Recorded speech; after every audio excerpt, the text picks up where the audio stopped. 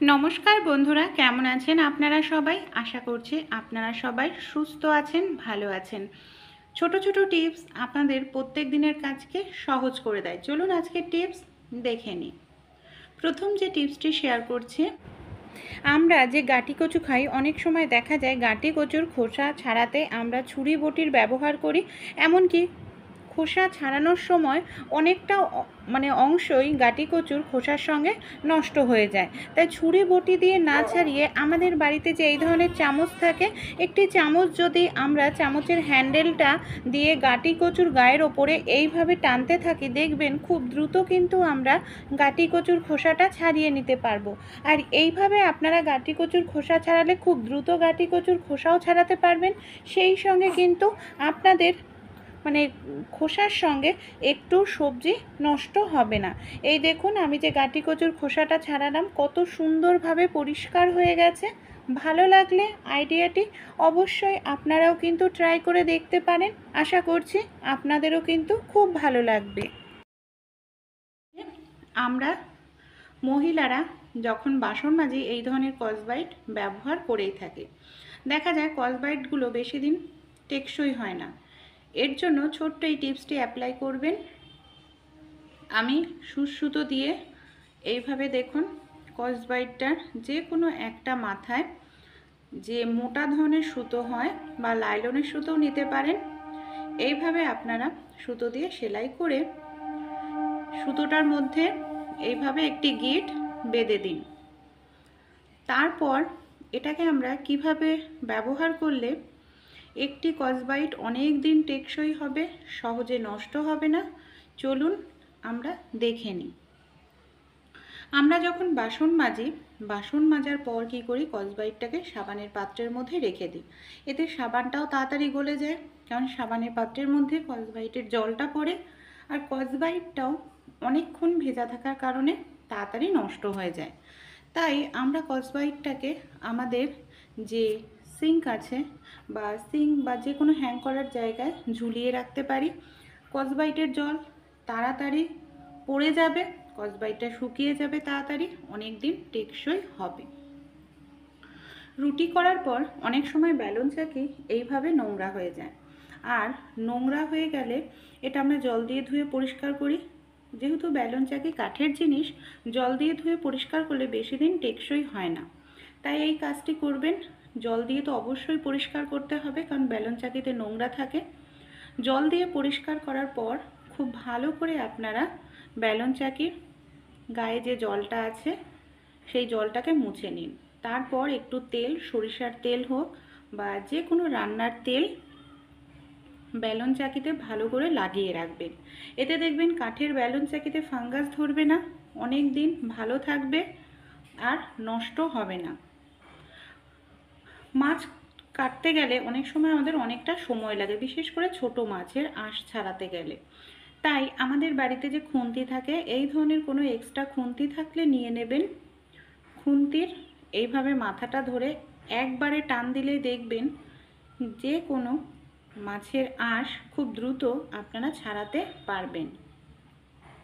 আর এইভাবে মাছের আঁশ ছাড়ানো খুব সহজ, হাতও কাটে না আর সময়ও কিন্তু অনেকটাই কম লাগে। এই দেখুন আমি কত সহজেই এখানে কত কম সময়ের মধ্যেই পুরো মাছের যে আঁশটা আছে সেই আঁশটাকে পরিষ্কার করে নিলাম। নর্মালভাবে ছুরি দিয়ে বটি দিয়ে করতে গেলে কিন্তু আরও আমাদের সময় লাগতো। পুরো মাছটা এখানে আমার পরিষ্কার হয়ে গেছে। আর আমি জল দিয়ে ধুয়ে আপনাদের দেখাচ্ছি, একটিও কিন্তু আঁশ মাছের গায়ে আর নেই। এখানে আমি একটি কাঁচি ব্যবহার করছি। আপনারা কাঁচির সাহায্যে যদি মাছ কাটেন, খুব দ্রুত দেখবেন মাছ কেটে নিতে পারবেন। এমনকি এইভাবে কাঁচি দিয়ে মাছ কাটলে যারা নতুন সংসারের কাজবাজ করছেন, অনেক সময় ছুরি বটি দিয়ে মাছ কাটতে গেলে হাত কেটে যায়। তাই কাঁচি দিয়ে মাছ কাটলে আপনাদের হাত কাটারও সম্ভাবনা থাকবে না, আর খুব দ্রুত আপনারা মাছ কাটতে পারবেন, এমনকি মাছের পিসও করে নিতে পারবেন।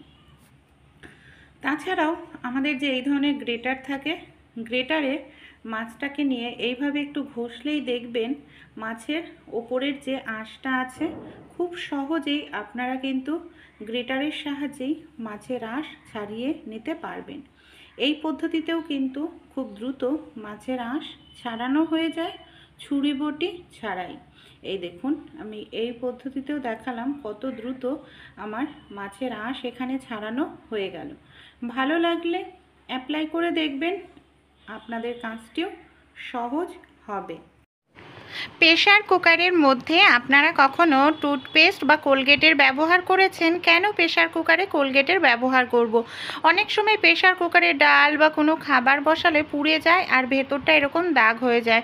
নর্মালভাবে ঘষা মাজা করলে এই দাগটা সহজে উঠতে চায় না আর অনেকটা সময় লাগে। সামান্য পরিমাণ একটু টুথপেস্ট দিয়ে নর্মাল একটি স্কচব্রাইট দিয়ে একটুখানি ঘষলেই দেখবেন যে কোনো অ্যালুমিনিয়াম বাসনের পোড়া দাগ খুব সহজেই তুলতে সাহায্য করে কোলগেট বা সাদা কালারের টুথপেস্ট। এইভাবে কিছু সময় একটু ডলে নিয়েছি, এবার আমি আপনাদের জল দিয়ে ধুয়ে রেজাল্টটা দেখাচ্ছি।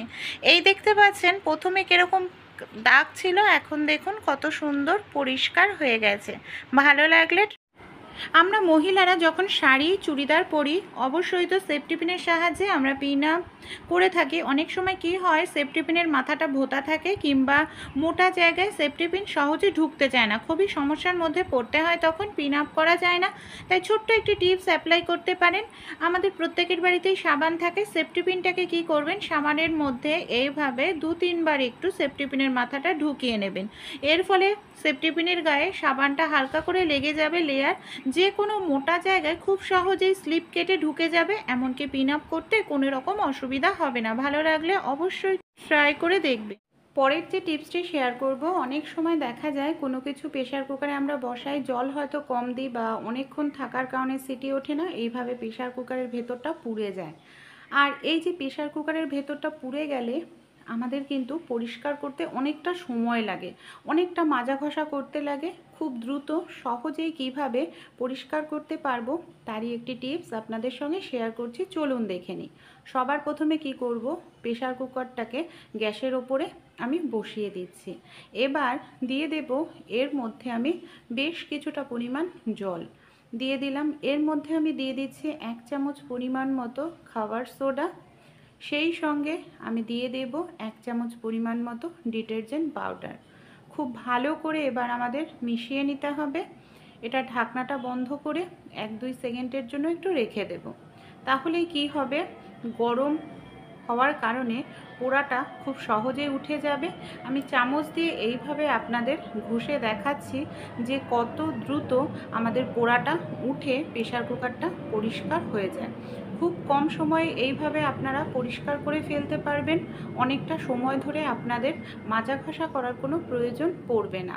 এই দেখুন নর্মাল আমি একটি চামচ দিয়েই এইভাবে ঘষে নিচ্ছি।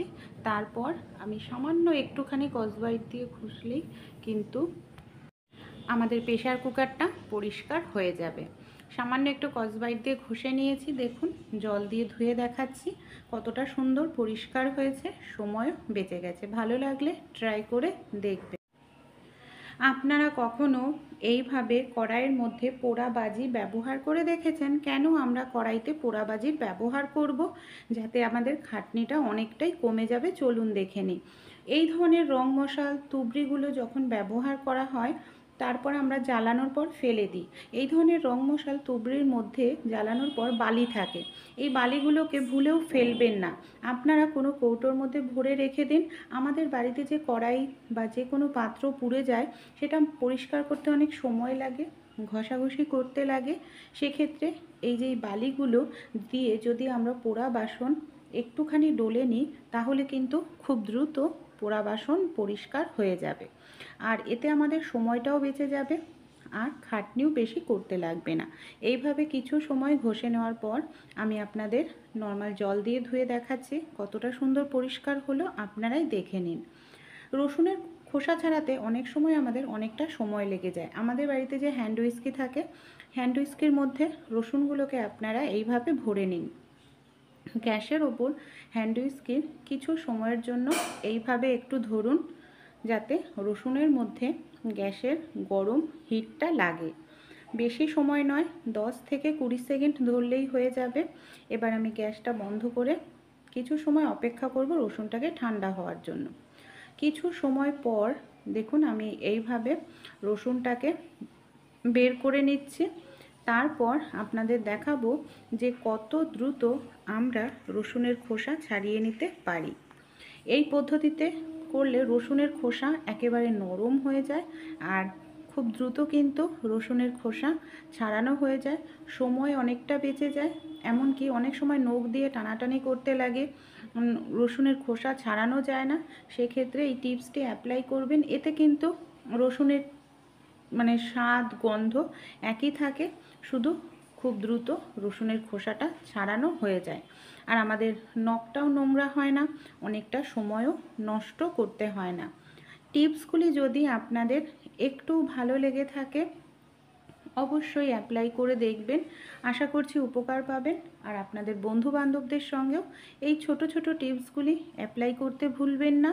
আর আমাকে সাপোর্ট করে বন্ধুরা আমার পাশে থাকার অবশ্যই চেষ্টা করবেন। চা খাওয়ার পর কাপের মধ্যে আপনারা কখনো টুথপেস্টের ব্যবহার করে দেখেছেন? কেন আমরা টুথপেস্টের ব্যবহার করব? আমাদের কাপ অনেক দিনের পুরনো হয়ে গেলে আর দেখা যায় কাপে চা খেলে এইভাবে একটি কাপের গায়ে দাগ বসে যায় আর দাগটা সহজে পরিষ্কার হতে চায় না। তাই চীনামাটির যে কোনো কাপে গায়ে যদি এরকম লালচে দাগ হয়ে যায়, সামান্য পরিমাণ সাদা কালারের টুথপেস্ট নিয়ে নিন, পুরনো একটু টুথব্রাশের সাহায্যে এইভাবে একটু ঘষে নিলেই দেখবেন আপনাদের চীনামাটির কাপের দাগ সব উঠে যাবে, নতুনের মতো হয়ে যাবে কাপ। জল দিয়ে ধোয়ার পর দেখুন পুরো দাগ উঠে গেছে। ভালো লাগলে ট্রাই